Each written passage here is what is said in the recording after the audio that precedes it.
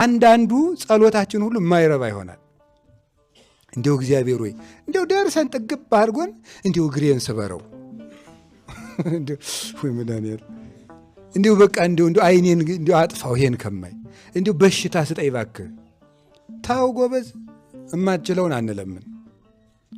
እንዲሁ ቅዱሳን እነ ቅዱስ ኤፍሬም ነው ጌታዬ በሽታ ሳሰጠኝ ዓመት ሞላ ቢሉ ያምርባቸዋል።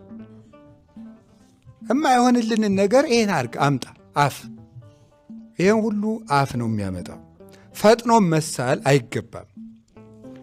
ፈጥኖ መሳል ሶበተ ሐውር ውስተ ቤተ እግዚአብሔር እትጎጉ በአፉከ ወደ እግዚአብሔር ቤት በሄድክ ጊዜ በአፍህ አትቸኩል ይላል መጽሐፈ መክብብ ምዕራፍ 5 ቁጥር 1 ላይ።